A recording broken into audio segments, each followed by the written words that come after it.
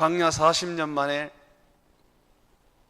가나안 땅에 들어가게 되었던 이스라엘의 출애굽 2세대,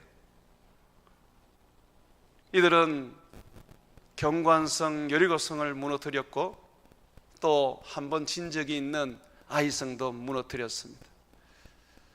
가나안 땅에 수많은 사람들이, 수많은 나라들이 이스라엘의 승리를 들었습니다. 두려워 떨기 시작했습니다. 반면에 이스라엘은 굉장한 행복과 그리고 사기가 충천해서 뭐든지 할 수 있는 그런 상태가 되었습니다.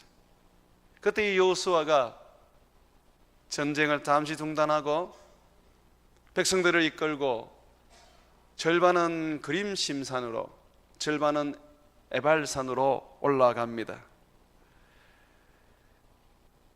왜 이 산으로 올라가느냐 하면, 모세가 살아있을 때에 너희가 가나안 땅에 들어가게 되면 에발산과 그림심산에 가서 절반은 저주를 하고 절반은 축복을 하라고 가르쳤기 때문에 그렇습니다.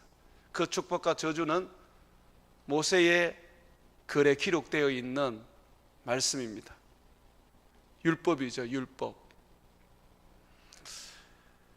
백성들은 승리를 맛봤고 하나님의 능력을 체험했기 때문에 그들은 절대로 저주받을 일이 없다고 생각했을 것입니다. 왜냐하면 하나님의 말씀을 지키며 하나님을 온전하게 섬길 것을 각오했기 때문이죠.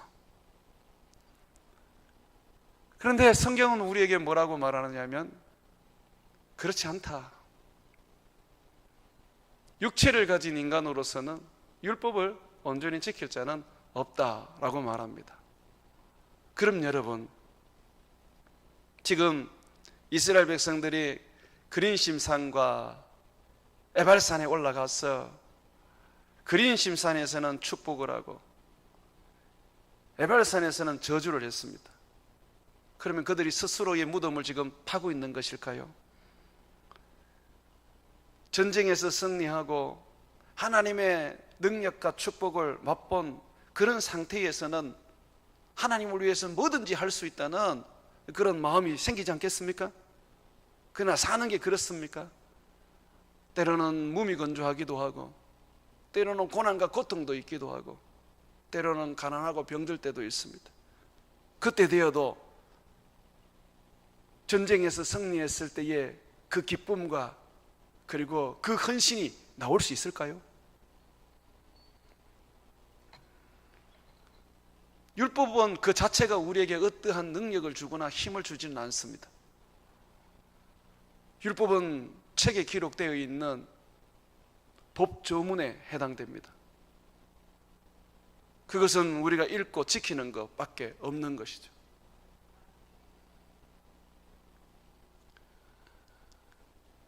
오늘 이 그린심산과 에발산은 부정적인 측면에서 봤을 때는 결국은 이스라엘 백성들의 하나님으로부터 저주를 받는 원인이 되었습니다. 물론 그 전 원인을 따지자면 하나님이 주신 율법, 모세에게 준 그 율법이 결국은 이스라엘 백성들에게 저주가 되었습니다. 그것은 이스라엘 백성뿐만 아닙니다. 세상의 모든 사람들에게도 동일합니다. 하나님이 사람들에게 주신 그 법은 지키면 복을 받고 지키지 못하면 저주를 받게 되어 있었습니다. 이스라엘은 어찌 보면 인류의 제사장 나라입니다. 그러면 그들에게 율법을 주었다는 것은 온 세상에 율법을 주었다는 것을 상징해 줍니다. 아무도 율법을 지킬 수는 없습니다. 이거는 여러분들이 반드시 인정하고 들어가셔야 돼요. 이 부분은 조금 더 뒤에 가서 제가 말씀을 드리도록 하겠습니다. 정말 복되고 하나님을 섬길 수 있는 법, 신령한 것 아닙니까? 그렇지만 어떻게 돼요? 이것이 우리로 하여금 결국 저주를 불러오게 만들었습니다. 이 율법을 지키려고 애쓰고 힘쓸수록 더욱더 범죄만 더할 뿐입니다. 이스라엘 백성들이 예수님 시대에 예수님을 잘 믿지 않았습니다. 그 이유가 뭐냐면 그들은 율법을 지킬 수 있다는 잘못된 신념 때문이었습니다. 그들은 항상 자기들을 모세의 제자라고 말하면서 율법을 신봉하고 율법을 의지했습니다. 그러다 보니까 결국은 예수님을 믿을 수 없었고 다 저주를 받아 멸망에 이르게 된 것입니다. 그렇다면 오늘 우리들에게 주는 이 그린 심산과 에발산은 어떤 교훈을 줍니까? 첫 번째로 이 산은 반드시 무너져야 된다. 저주의 산, 이 에발산이 무너지지 않는 이상은 어느 누구도 그 저주에서 벗어날 수가 없는 것입니다. 이걸 여러분들이 먼저 생각을 하셔야 되고요. 두 번째, 주님께서는 온 세상에 저주에 대한 주님의 무서운 말씀을 함으로써 그들에게 저주를 피할 수 있는 유일한 길을 알려주기 위한 것입니다. 저주를 피할 수 있는 유일한 길이 뭡니까? 예수 그리스도입니다. 한번 말씀을 보시죠. 갈라디아서 3장을 펴보십시오. 갈라디아서 3장을 한번 펴보시면 먼저 10절을 한번 보십시오. 먼저 보시면 왜 우리가 율법대로 살 수가 없는지 성경은 말합니다. 갈라디아서 3장 10절 보세요. 무릇 율법의 행위에 속한 자는 저주 아래에 있나니, 그죠?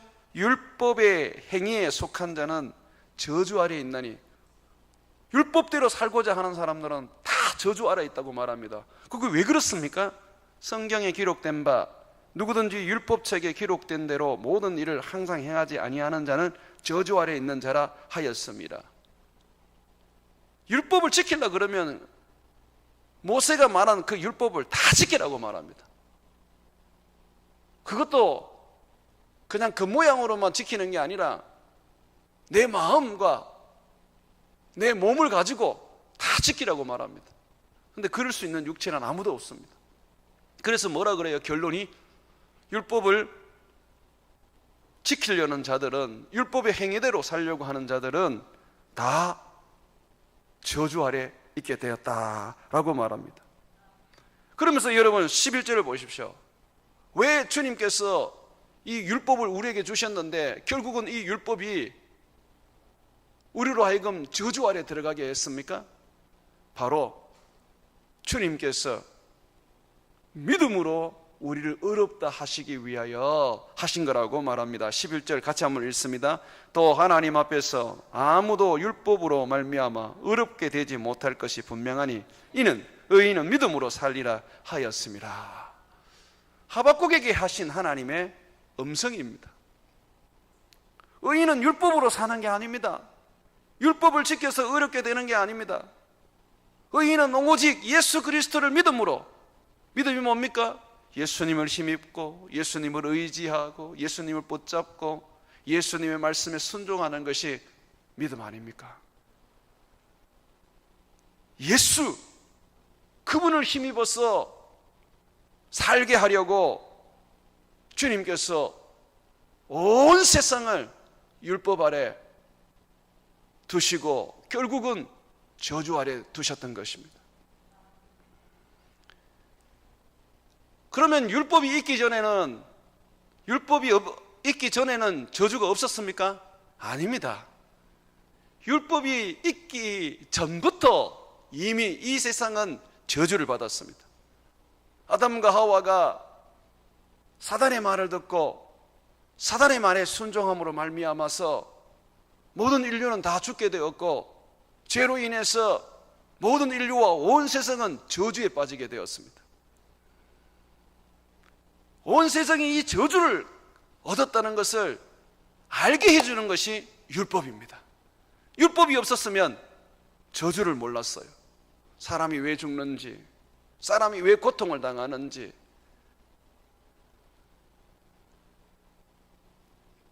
그래서 율법을 주신 이유가 뭐냐? 성경은 말합니다. 죄를 깨닫게 하려고. 죄를 깨닫게 하려고. 그러면 여러분 구약 성경을 읽어서 그 율법을 여러분들이 만약에 공부를 하게 된다면 그 율법을 지켜서는 안 됩니다. 그걸 지키라고 여러분들이 공부를 하는 게 아닙니다. 또는 성경을 읽는 게 아닙니다. 그걸 통해서 뭘 깨닫습니까? 아, 내가 거짓말한 게 죄구나. 내 부모를 공경하지 않은 게 죄구나. 내가 우상숭배한 게 이게 죄구나. 내가 형제들 사이에, 자매들 사이에 이간질한 게 죄구나. 내가 교만하게 말하고 내가 함부로 사람을 대한 게 죄구나. 이것을 알게 하는 것이 율법입니다. 그 이상의 기능도, 그 이상의 능력도 없습니다. 그런데 조금만 거슬러 올라가면 우리의 목사님들, 선배 목사님들 보면 교인들에게 율법을 많이 강조했습니다. 안식일 지키세요. 때로는 뭐 하세요? 성경에 뭐라고 되어 있습니까? 이렇게 하셔야죠. 어떤 목사님들을 보면 월삭도 하고 뭐 오만 거 다 해요. 그런데 하셔야 됩니다. 그런 것을 통하여 우리가 경건한 삶을 살아갈 수는 있지만 예수 그리스도를 믿는 믿음에 있어서 때로는 그것이 우리의 신앙을 망가뜨릴 때가 있습니다.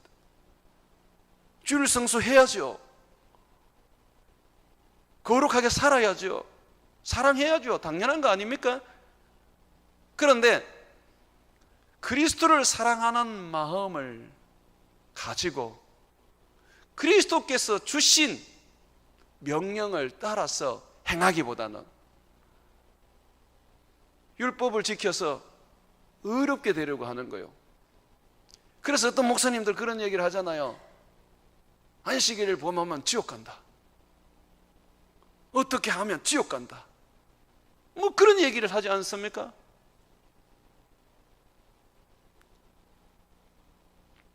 그것이 우리 신앙에 유익이 되는 것 같지만 유익이 안 됩니다. 그건 종교가 됩니다. 종교.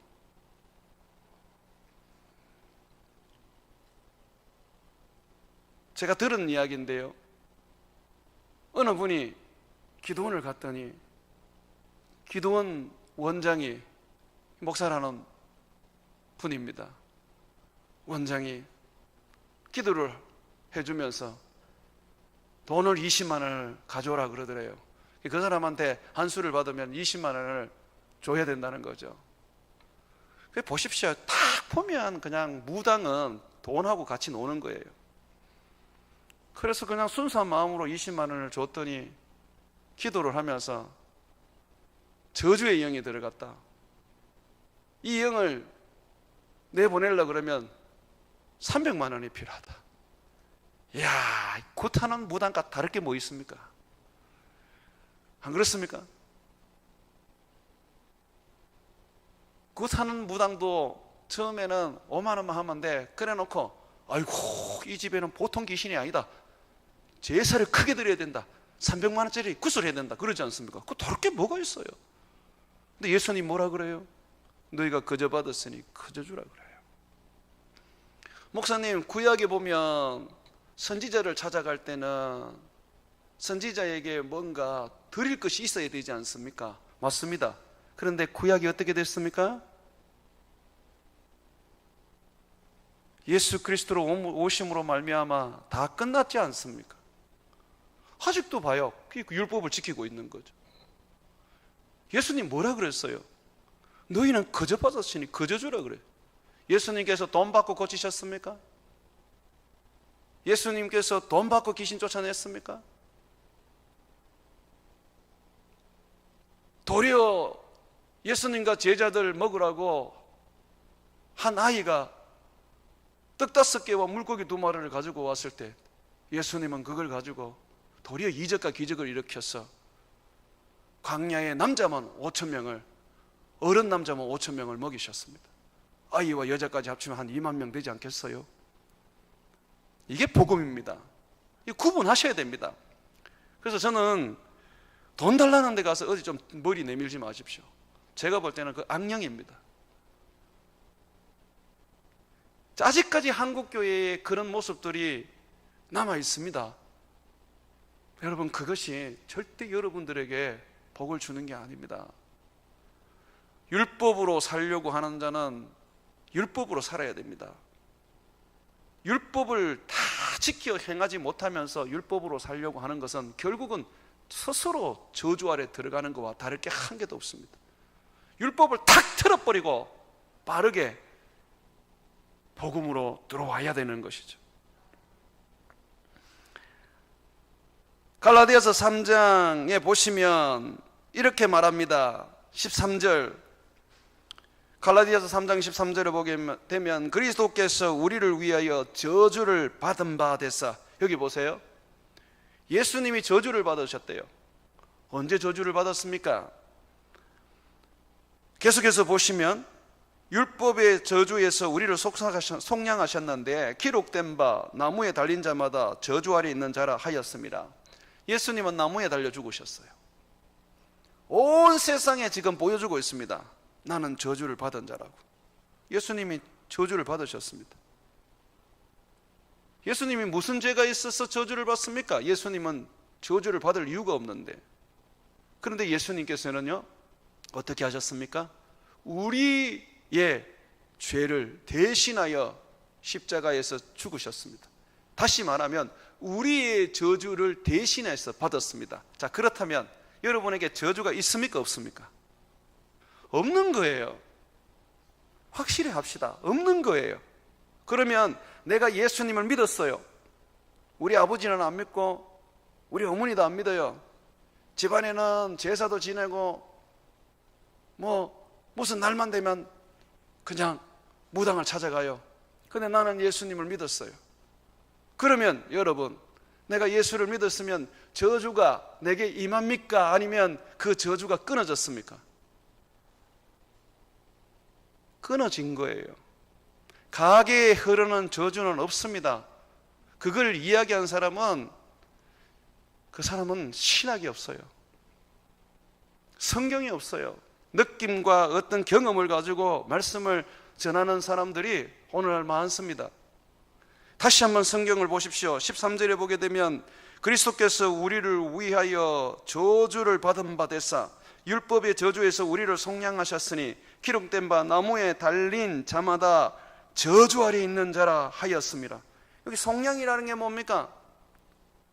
저주 안에 있었던 우리를 구원하셨다는 것이죠. 값을 치르고 거기서 건져냈어요.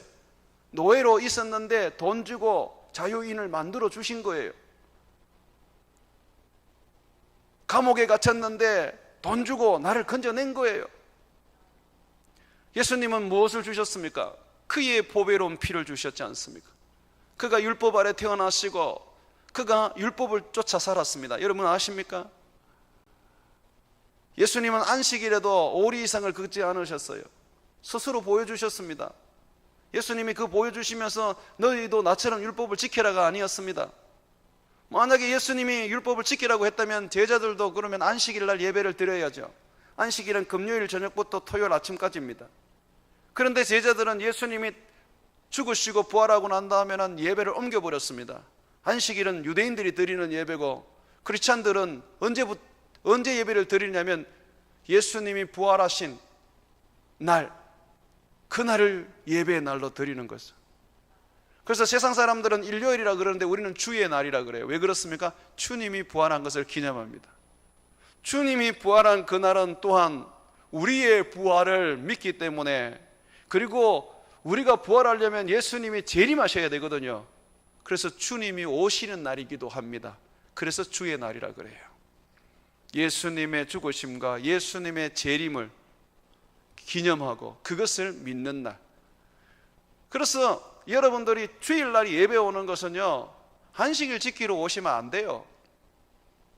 안식일을 지키려고 그러면 모든 율법을 다 지키셔야 된다니까요.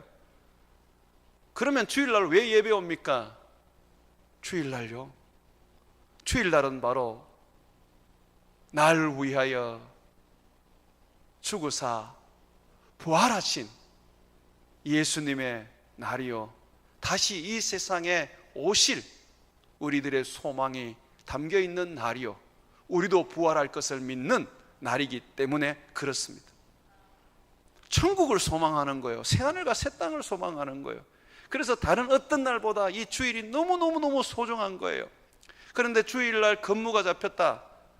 어떻게 해야 돼요? 근무하러 가십시오.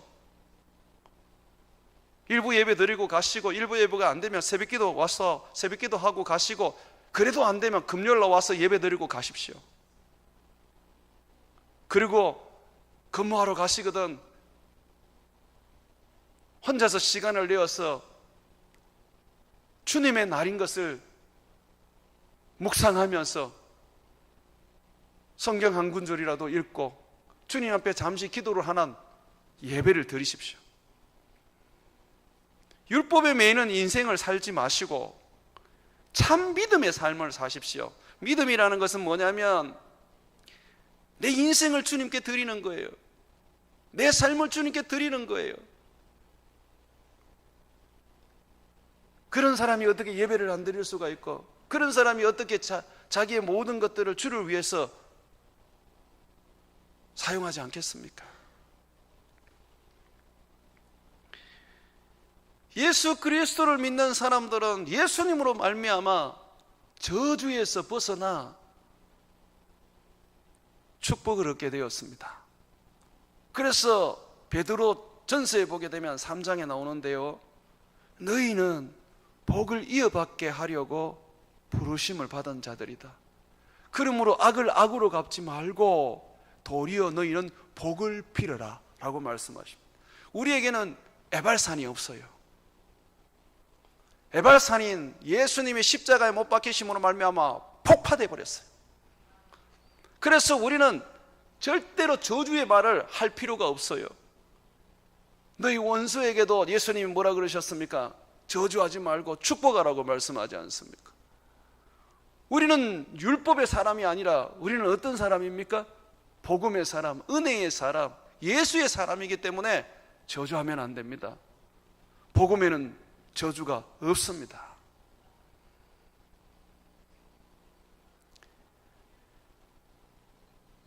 예수 그리스도를 내가 믿음으로 말미암아 저주에서 벗어나 축복의 사람이 되었고 자유의 사람이 되었고 하나님의 아들이라는 축복을 얻게 되었습니다.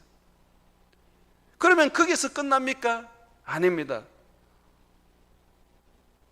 축복의 사람답게 살 수 있도록 믿음으로 살아가는 사람에게 하나님은 능력을 주십니다. 율법은 내가 아무리 지켜도 어떤 능력도 안 줍니다.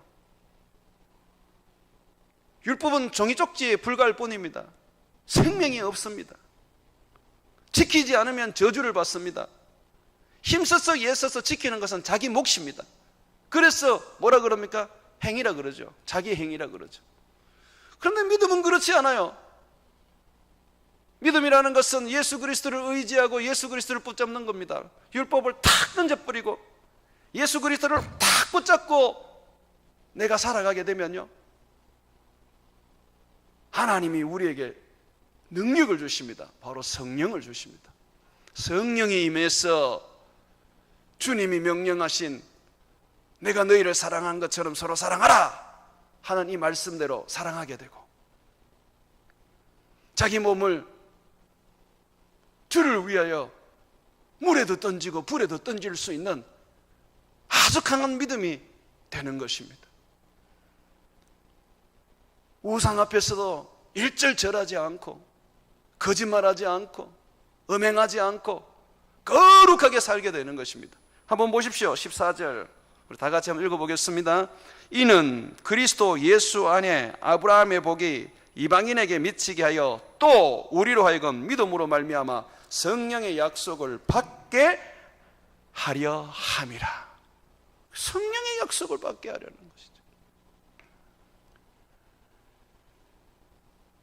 이스라엘 백성들은 여호수아 시대에 그린심산에도 서서 복을 외쳤고 에발산에서 서서 저주를 외쳤습니다. 그렇지만 이 저주가 항상 복을 덮어버렸습니다. 왜냐하면 이스라엘 백성들은 복받기를 원했지만 그들이 가진 연약함 때문에 그 육체 때문에 늘 율법을 어기는 삶을 살게 되었기 때문에 그렇습니다. 복은 그저 내 눈에 있는데 잡을 수가 없었어요. 참으로 저주스러운 인생이었습니다. 그래서 예수님이 이 땅에 오셔서 그 저주의 율법을 십자가에서 죽으심으로써 폐하여 주셨습니다. 여러분 믿으십니까? 예수님이 오신 이유는요, 저주의 율법을 예수님이 폐하시고 완성시키기 위하여 오셨어요. 마태복음 5장을 한번 펴보겠습니다. 마태복음 5장을 펴보시면 예수님이 이 땅에 오신 목적을 분명하게 말씀해주고 계십니다. 17절입니다. 내가 율법이나 선지자를 폐하러 온 줄로 생각하지 마라. 폐하러 온 것이 아니라 완전하게 하려 함이라. 율법의 요구를 다 이루었다는 것입니다. 다 이루었기 때문에 더 이상 제사도 필요 없지요. 그렇죠. 그리고 이스라엘 백성들의 그 어떤 도덕법도 필요 없잖아요. 도덕질하면 도덕질한 것에 4배를 갚아야 됩니다. 여러분 그렇게 살고 있습니까? 아니잖아요. 여러분들을 지배하고 있는 것은 대한민국 법입니다.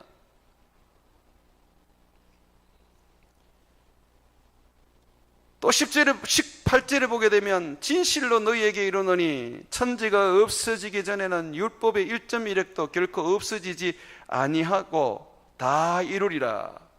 그러면서 20절에 뭐라 그럽니까? 내가 너희에게 이르노니 너희 의가 서기관과 바리새인보다 더 낫지 못하면 결국 천국에 들어가지 못하리라.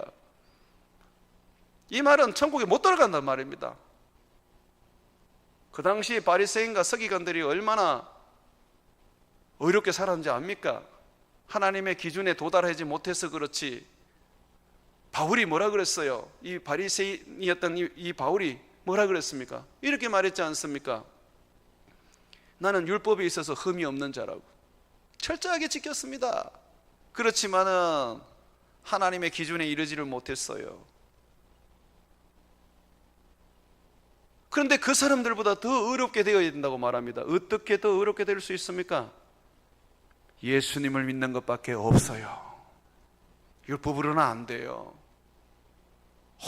오직 예수님을 믿음으로써 그의 보혈로 씻음을 받고 그가 주시는 성령을 힘입어 거룩하게 살아가는 것입니다. 사랑하는 여러분, 예수님이 이 땅에 오신 이유를 자꾸 여러분들이 하나만 생각해요. 무슨 생각을 하느냐면 죄 속죄하기 위하여 예수님이 오셨다. 그래서 예수님이 십자가에서 죽으셨다. 그것만 생각을 해요. 그런데 예수님은요, 또 하나를 더 주시기 위해서 오셨다 그러죠. 뭘 주시기 위해서 오셨습니까? 예수님 우리에게 성령을 주시기 위해서 오셨어요. 예수님이 제자들과 있을 때 가슴이 참 답답하셨어요. 내가 불을 주려고 왔다. 이 세상에 불이 붙어 있다면 내가 더 원할 게 뭐가 있느냐. 그러나 아직 불이 붙지 않았기 때문에 내가 이 일을 해야 된다. 그런데 이 불을 붙이려면 이 성령을 말하거든요. 내가 받을 세례가 있다 그랬어요. 그게 뭡니까? 십자가에서 죽으시는 거죠. 십자가에서 죽으시고 부활하신 예수님은 하늘로 승천하심으로써 비로소 우리에게 성령을 주셨습니다. 예수님은 제자들에게 내가 너희를 떠나는 것이 너희에게는 참 유익하다. 내가 가야지만이 성령이 오신단다. 내가 가서 아버지에게 성령을 받아서 너희에게 보내주겠다. 너희는 성령을 사모해라 라고 말씀하셨어요. 그리스도인들이 죄 사함을 받고 그리고 또 성령을 받으면 율법 아래 있지 않습니다. 갈라디아서 5장에 읽어보면 그렇게 가르치고 있습니다. 너희가 성령을 쫓아 행하게 되면 율법 아래 있지 않다. 그 말이 뭐냐면 너희들은 율법의 요구를 이룰 수 있는 능력과 실력과 그리고 힘이 너희 속에 있게 된다라고 말하는 것입니다. 우리가 예수 그리스도로 말미암아 씻음을 받고 성령을 힘입으면 우리는 우리 주님께서 칭찬할 수밖에 없는 그런 거룩하고 아름다운 주님의 제자다운 삶을 살 수가 있는 것입니다. 예수 믿는데도 허곤날 죄짓고 예수 믿는데도 허곤날 똑같은 일 반복하면서 늘 그냥 주님 앞에 나는 죄인입니다라고 고백하기만 한다면 여러분 그건 무능력한 거예요. 그리스도인은요 죄로 인하여 늘 회개도 해야 되지만 그러나 이전에 지었던 죄를 끊어버릴 수 있어야 됩니다. 귀신도 쫓아낼 수 있어야 됩니다. 질병도 극복할 수 있어야 됩니다. 없는 것도 있게 만들어야 되는 거죠. 그걸 어떻게 해요? 성령이잖아요. 성령. 구약 이스라엘 백성들에게는 주님이 성령을 주시지 않았어요. 오직 아브라함이나 모세 시대의 70장로들에게는 일시적으로 여호수아 이런 사람들에게만 주셨습니다. 그런데 이제 주님은 누구든지 자기를 믿는 자에게 아낌없이 성령을 주시는 겁니다. 그래서 성령을 힘입으면 우리는 미래를 볼 수 있고 성령을 힘입으면 우리의 미래를 어떻게 만들어 가야 될지 지혜를 얻게 되고 성령을 힘입으면 지혜를 실행할 수 있는 능력을 가지게 됩니다. 사랑하는 여러분, 지금은 은혜의 시대입니다. 율법의 시대는 이미 끝났습니다. 예수님이 십자가에 못 박혀 죽으심으로 말미암아 율법은 끝났습니다. 그래서 제자들은 더 이상 예수 믿는 사람들에게 할례도 시키지 않았고 또 예수 믿는 사람들은 안식일을 지키지 않고 주일날 모여서 예배를 드렸습니다. 그들은 율법의 절기나 또는 율법이 가르치는 어떠한 일도 하지 않았습니다. 도리어 그러한 것들이 하나님의 뜻을 이루지 못한다고 책망했습니다. 그래서 우리에게 가르쳤습니다. 너희가 무엇을 하든지 어떤 예배를 드리든지 어떤 절기를 드리든지 간에 주를 위해서 해라 라고 가르쳤죠. 심지어는 우상의 음식을 먹어도 된다 그랬습니다. 완전히 율법을 파괴시켜 버렸죠. 예루살렘에서도 회의를 거쳐서 이방인들이 예수 믿고 돌아오거든 율법 지키라고 할례 받으라고 괴롭히지 마라. 그들에게 우상에 더러운 것과 목 따라 죽인 것과 이런 거는 못 먹게 하자. 그리고 음행도 못하게 하자. 이 세 가지는 그들이 지키도록 가르치자. 그렇게 결의를 했습니다. 사랑하는 여러분, 나는 예전에 목사님들이 율법을 통해서 목회를 쉽게 하려고 했다는 것에 대해서 저는 압니다. 너 그렇게 살면 저주받아, 너 그렇게 하면 복을 못 받아, 그렇게 말하면서 그 근거로 항상 구약 성경을 펴가지고 보여주었으니까, 그 성경에 있으니까 사람들이 얼마나 두려워하며 그 저주 안 받으려고 그들이 애써서 순종하고 복종한 거 아닙니까? 그거는 목회는 편하지 몰라도 성도를 죽이는 것입니다. 제가 이렇게 말씀하면 어떤 분들은 이렇게 얘기할 겁니다. 목사님, 그렇게 되면 우리가 너무 자유로워서 방종하지 않겠습니까? 맞습니다. 방종하게 됩니다. 그래서 어떻게 가르칩니까? 여러분 갈라디아서 5장 한번 펴보십시오. 쳐보시면 이렇게 말하고 있습니다. 5장 1절, 그리스도께서 우리를 자유롭게 하려고 자유를 주셨으니 그러므로 굳건하게 서서 다시는 종의 명예를 매지 말자 그러지 않습니까? 자유롭게 살아라고 말합니다. 여기서 종의 명예를 매지 말라는 건 뭐냐면 율법의 명예를 매지 말라고 말하는 겁니다. 율법의 종이 되어서는 안 됩니다. 그러면서 13절 보십시오. 형제들아, 너희가 자유를 위하여 부르심을 입었으나 그러나 그 자유로 육체의 기회를 삼지 말고, 여기 보십시오. 자유를 얻었지만 어떻게 하지 마라 그럽니까? 육체의 기회를 삼지 말고. 육체의 기회가 뭡니까? 죄 짓는 기회, 자기 하고 싶은 대로 사는 기회, 자기 몸 편하게 살아가는 그런 기회를 말하는 거 아닙니까? 오직 어떻게 하라 그래요? 서로 종로릇하고 사랑하라고 말합니다. 그래서 예수님이 딱 하나 계명 줬잖아요. 내가 너희를 사랑한 것처럼 사랑하라. 하나님을 사랑하면 예배를 안 나올 수밖에, 예배를 안 나오고는 못 견디지 않겠습니까? 하나님을 사랑하면 주님께서 명령하신 걸 목숨 걸고 순종하지 않겠습니까?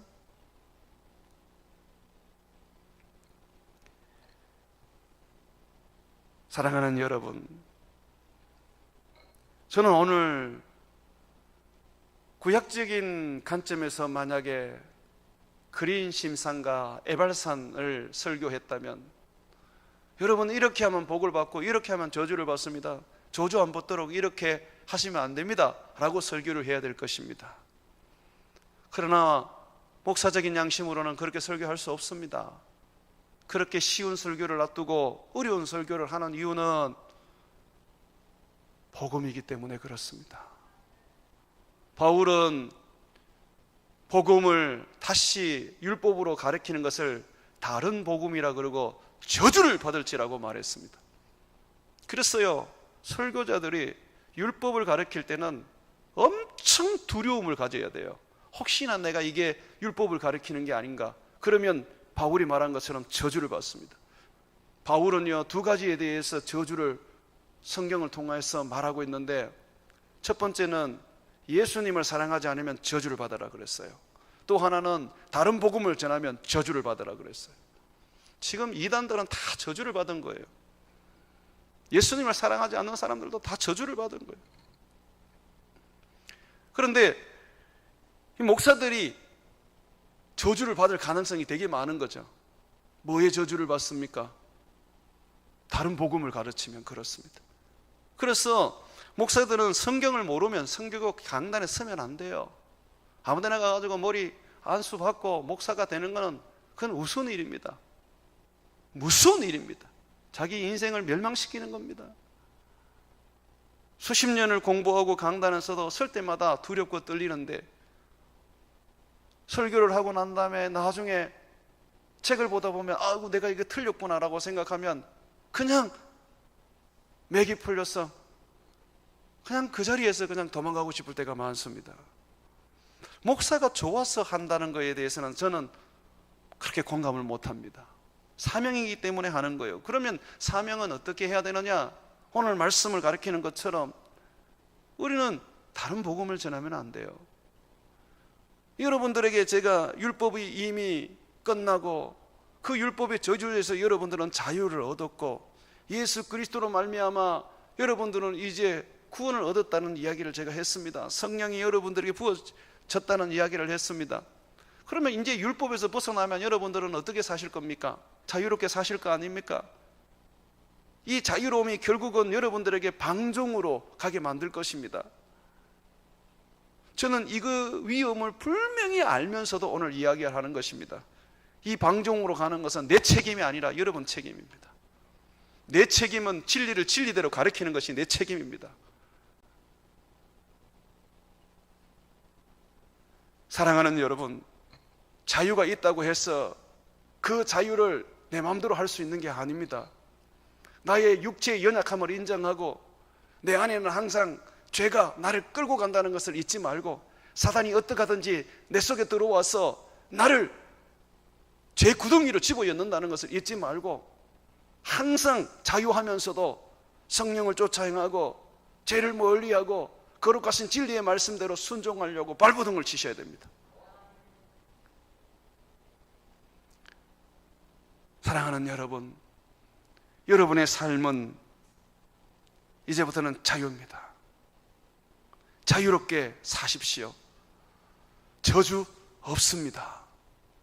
예수 그리스도로 말미암아 저주에서 해방되셨습니다. 이제 그 자유를 가지고 여러분은 어떻게 사시겠습니까? 아담과 하와처럼 하나님같이 되려고 하시겠습니까? 아니면 예수 그리스도처럼 죽기까지 자기를 복종하여 아버지의 뜻을 이루는 인생을 사시겠습니까? 예수님도 자유였고 아담도 자유였는데 첫사람 아담은 하나님 되려고 하는 그 유혹과 그 교만이 자기를 망하게 만들었고, 그 자유가 예수님은 자유로우신 분이신데도 불구하고 죽기까지 복종하여 아버지의 뜻을 위하여 자신을 드림으로써 온 인류를 구원하였습니다. 여러분에게 이제 선택권이 있습니다. 이 자유, 율법에서 속량한 이 자유, 율법대로 사는 사람은 반드시 율법으로 살아야 됩니다. 그 사람은 저주 아래 다시 들어가는 겁니다. 이 자유를 어떻게 쓸지 고민하고 판단해서 우리 하나님이 보여주신, 그리스도를 통해서 보여주신 삶을 따라가시기를 주의 이름으로 축원을 드립니다.